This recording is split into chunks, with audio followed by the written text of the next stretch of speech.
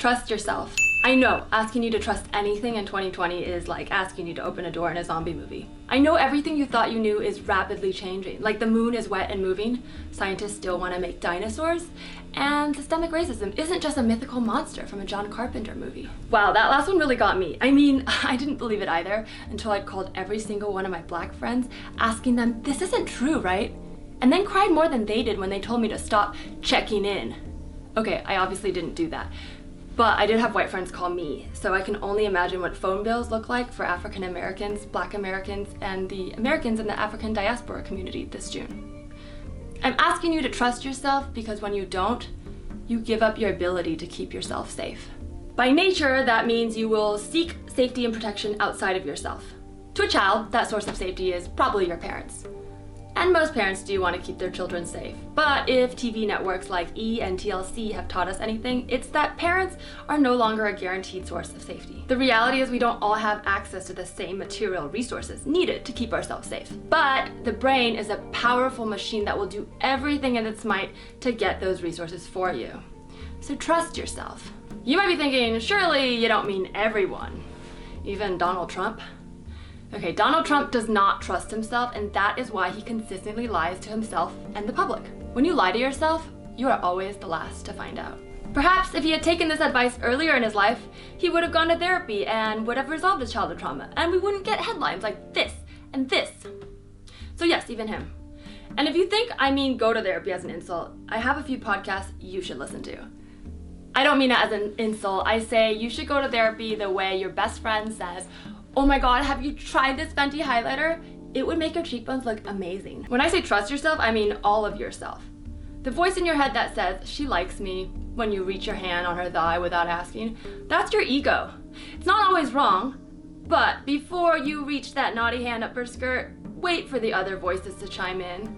Because another one might be saying, actually, I'm not sure. In which case, your next step should be to collect more data. Your brain is a computer, and computers function on better data. And if you're reluctant to collect more data, that might mean that you secretly know the outcome's not going to be in your ego's favor. Counting more votes, that's a form of data collection. So is writing in your diary. The older you get, the more your past thoughts inform the strong choices you make in your present. I once wrote a line in my childhood diary about a crush I had on a boy, and then I spent the next 2 pages gushing about a pretty girl in my class. Somehow I didn't realize I was bisexual until my 20s. Looking back, I didn't change at all. I just became more me. If you're an adult who thinks writing in diaries is for babies, well, fuck you, no, but also call it whatever you want. Call it a journal. Call it simply notes to self. Children write in diaries to process new information they're learning. Okay, I'm not your mom, but who told you to stop learning? Have you ever looked back on a decades-old diary entry and thought, wow, I've learned so much. It's like I'm a different person now.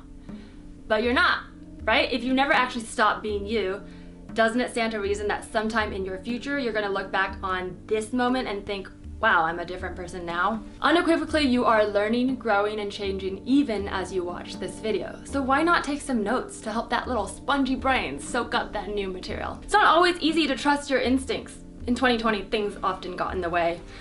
Things like thinly veiled propaganda that speaks to your insecurities, mom and dad fighting about what's best, or those paid to protect and serve you doing the exact opposite. But those external promises of safety and protection are exactly how you can hone in on your instincts. Just like parents don't always know what's best, even if your president isn't trying to kill you, they might not always know how to save you either. The fastest way to train yourself to keep yourself safe is to assess your risk and danger along the way and listen to yourself. Instead of saying, I always fall into a hole when I leave my house, you could collect more information little by little about the situation until that becomes, if I leave my house without looking, I often fall into a hole, which then maybe turns into, I should look where I'm going so I don't fall into a hole, and maybe even, if I look where I'm going, I might see a hole before I approach and I can walk around it safely. I know this sounds like digging, but just to drill it in, get it? That self-taught knowledge can even make space for, sometimes I want to get into a hole, and now that I know where it is, I can properly prepare the time and space and proper clothing to get inside that hole. But most of the time, I don't want to fall into a hole, so I avoid them. Let's say you put a tiger in a cage. Okay, a tiger in the wild is neither good nor bad. Any adult with common sense would not argue with that, right? Just because it's a carnivore doesn't mean it's evil. It's just following its natural instincts. But when you put that tiger in a cage, you are structurally confining it against its nature. We humans perceive a cage to mean something inside is dangerous. Let's say you walked into a room and there was a tiger in a cage and a human standing next to the cage. Which of these creatures look more dangerous? Well, we're probably conditioned to think that tiger's dangerous, but it is the human that put the tiger there. What natural instinct does putting that tiger in a cage satisfy in the human? It's up to you to judiciously look at your surroundings and figure out what's good and bad for you, whether it's safe or not for yourself. So trust yourself, not the cage. Because what if I told you inside that cage was a bunny? Would it still mean it was dangerous? If you still think that humans are not subject to the same animal kingdom rules that the rest of the universe is, then let me put it into human terms that you will understand. Every year, humans love to make New Year's resolutions, but we've all gotten so collectively poor at keeping them that you're more likely to find a joke about empty gyms in March than you are to find someone who's completed all their New Year's resolutions. So everyone lies. Not always the big lies that start wars, but lies nonetheless. And when you lie to yourself, you're gonna be the last to know.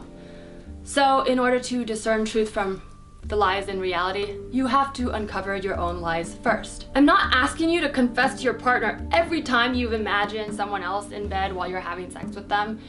Although specifically, if you are my partner, I beg you, please do not ever tell me this, because I think I would just not be able to handle it and turn into stone like a reverse Pygmalion. I'm just asking you guys to take an internal inventory of your own truths. If the percentage of your own lies don't align with how you wish the world to speak to you, then adjust accordingly. You can only control yourself, but the more you do, the more you'll understand how others try to control you and the less power they will have to do so. Are we going to war? I'm not sure. There's no point in dissecting a present that hasn't arrived yet. Maybe you're wondering, when should I act?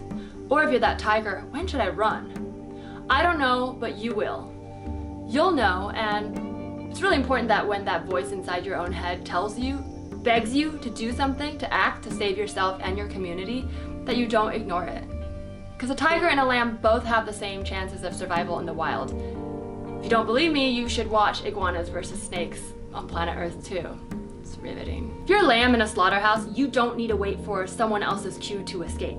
Even if you're the very last lamb in the very back of the line, by doing nothing, you're kind of hoping that they kill your friends before they kill you. Okay, Teresa, we get the animal metaphor, but what if the barn is locked and the fence is electrocuted? Okay, I get it. I know you don't have the resources yet, but you can start collecting them now. You have the power of communication, of community, and of yourself. Find out what the lambs around you need and want. Find out what the wolf needs and wants. I'm not saying you can definitely give everybody what they want. I'm just saying that's where you should start. But first, you have to really trust yourself. You have to trust that what you think is good for you is good for everyone else in your community. Don't be the lamb that trades your life in for the life of your friends. The wolf is never going to be your friend, even though it will probably try to trick you into thinking it is. But that doesn't mean you have to let it kill you. If you can open up and trust yourself truly, then you can disarm those who try to deceive you. Anyways, I gotta go. I have a Flat Earth group meeting and we meet on AOL dial-up because I don't trust 5G. So, gotta dial in early.